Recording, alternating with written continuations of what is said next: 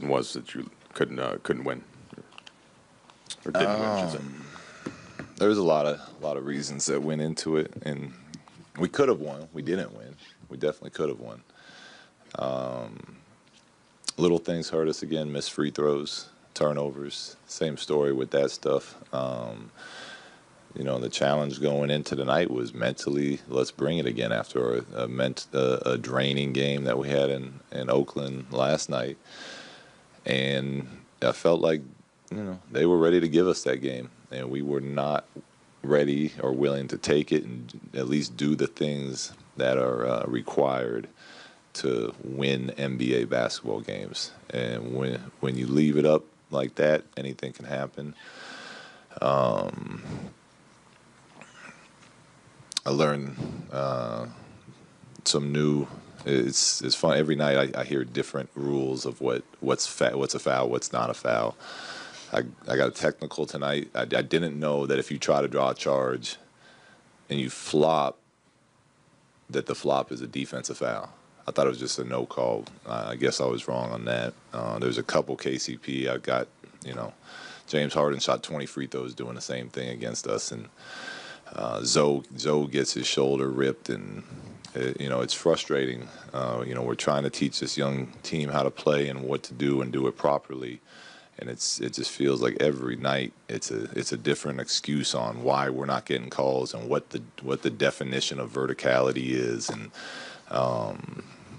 Kuzma he shot a 3 late in the game, and I'm sitting there watching, and his whole shooting arm gets hit. He can't even follow through. We're up 1. That's 3 free throws. Maybe we win that way. So again, we could have won the game.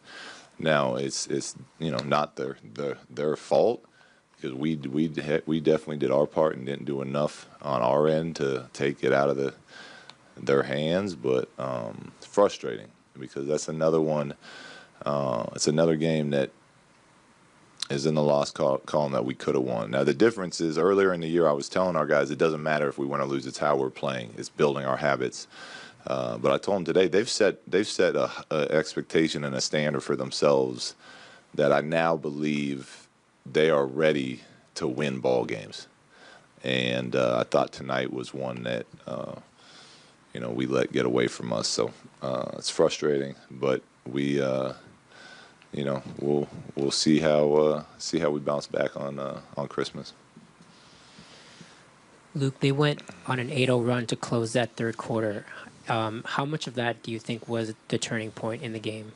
It was huge, and that was one of my talking points in there. I said that the games they take on their own. Each game takes on their own life, and there's momentum. This is real in basketball, where one play affects the next play, and one pass within that play affects how the shooter makes or misses. And we went up 8.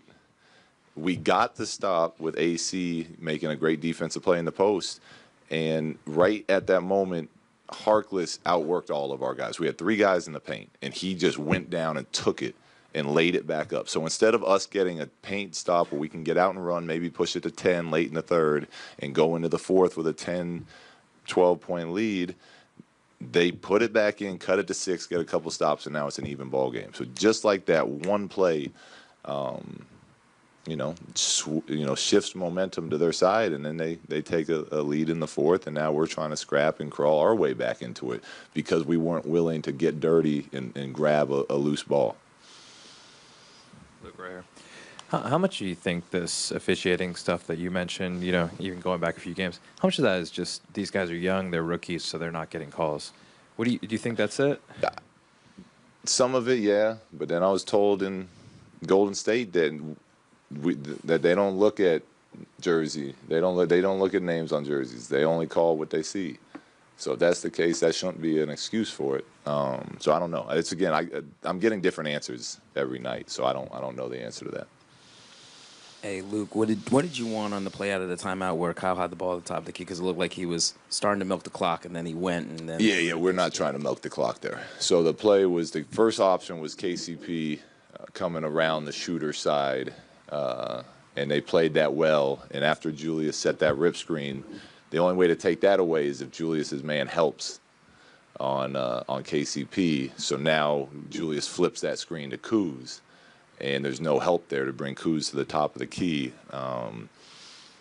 And I think Kuz got a little excited. He came up a little quick, so Julius hadn't got back around yet to set that screen. But it's supposed to be a catch and shoot play for Kuz at the top of the key there.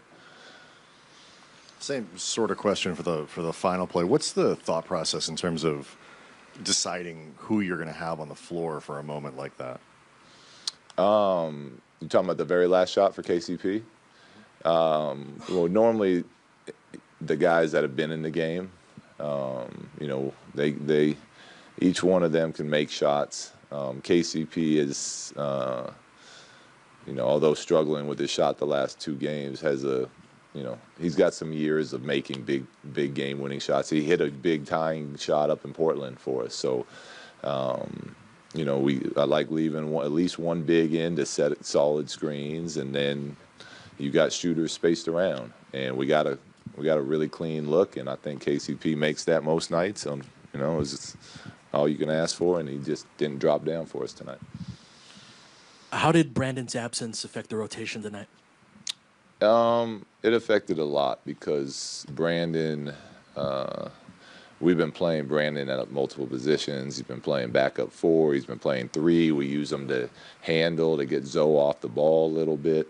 So going in, I told the guys, look, we got to be ready. We got to be professionals.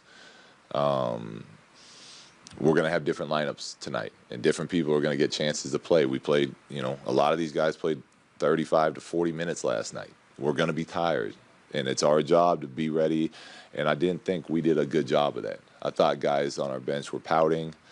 I thought that there was too much feeling sorry for ourselves as opposed to being professionals, and the main thing that we do is always about our team and about what's best for the team. How do we win as a team? And our guys have been great at that all year long. So, I just didn't think we were very in character tonight. Maybe it was fatigue from this tough stretch we went through. I don't know, but we just didn't seem to be ourselves. Coach, is it you think just because of the last 2 weeks playing all these tough opponents, maybe they let their guard down a little bit? Damian Lillard wasn't in the game as well. Do you think that happens to a young team like that? Possibly a litlittle bit. I think more so we were just mentally tired, which isn't an excuse. A lot of it's the NBA. There's going to be a lot of nights where you're mentally tired. I would hope that we wouldn't let our guard down because we think we're better than other teams because we're playing some good teams in close games. That should not be our mindset at all. And I don't think it is for our guys. I think it was more just the emotional and physical drain of the part of the schedule that we've been going through. Luke, when you say pouting, were you pouting because they weren't playing or pouting? I don't know. It just didn't feel like our normal group. We didn't have there wasn't a great energy. I didn't feel like our bench was jumping up and cheering guys on that we're in and communicating and calling stuff out. It didn't feel like that same group that's been pretty locked in and bought into what's been going on. Last 2 questions. Luke, how's Alonzo's shoulder? You think he'll be okay for Christmas? I haven't talked to Marco after. I may not talk to him at halftime. He said he was good. I asked Zoe. Zoe said he was good. So, they both say that. You just go out there and try to win. I'll go talk to the medical staff after we get done. Now, you decided to have Josh Hart start for the 3rd time, and he ended up leading in rebounds. Kind of tell me about his play tonight. How do you feel about it? Josh was great. He was ready to go. He was tough. He was engaged. He was attacking the paint. Obviously, his rebounding is one of the main reasons that he's been earning extra playing time. He gets in there and mixes it up. He can guard bigs and wings. So I was very pleased with the way that he played. This is a league where you earn what you get, and he's earning those extra minutes right now. Hey, Josh, what did you think was the difference down the stretch, and what did Portland do to win? They made, mess up. You gotta give them credit because they made some good plays, and then they just, they had some, but they just, they beat us to the ball. They just, had a little more grit than us. Luke said that he thought that the the energy didn't quite feel like it has for the last couple of weeks with this team. Did you notice anything out on the floor? A little bit, and then whenever you feel that, you just try to get it going wherever you can. But for a little bit of that. What's your focus been like, and what are you thinking when you've been put in this starting position as opposed to coming off the bench? I just view it as an opportunity. I just go out there, try to do anything I can to help the team win, whether that's, just being aggressive, defense, rebounding, anything. How's your game feeling today versus how it felt in preseason training camp? Confident. Offensively, defensively, I'm just feeling good. Feeling, confidence growing every game. That aside, did you sense any different type of frustration in the locker room tonight? Just feeling like you guys had another close one that you felt like you should have won or could have won? Yeah. We've had some tough games. We got some really tough opponents, but we came out like, dang, we could have had that one. And it's always that we could have had that one. Like we could have had that one. This one that we should have had. So that's definitely, frustration. With that, and that. We had a late lead and couldn't get this one. So definitely some frustration on that. Coach also talked about calls maybe not going your way from the officiating standpoint. Do you see that on the court at all? You're not always gonna get calls. And my attitude towards that is, you're not always gonna get calls. I'm gonna just go out there and control what I can control, and that's the only thing you can really do. You can't control certain things go on the game. Sometimes you can't control if you make shots. Sometimes you can't control, certain calls. But you can always control how you go out there, how you play defense, how the effort you give, and that kind of thing. So I don't really pay attention to the calls, honestly. Hey Josh, what you guys missing most without Brandon in there tonight?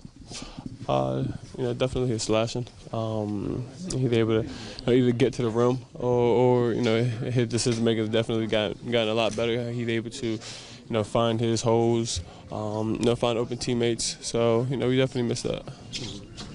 Was it nice to see Thomas Bryant get out there, your fellow rookie? Yeah, it's always good when you see, guys, especially, some of your, I guess, rookie class, always putting the work in. So finally, being able to get some, some ticks is always good.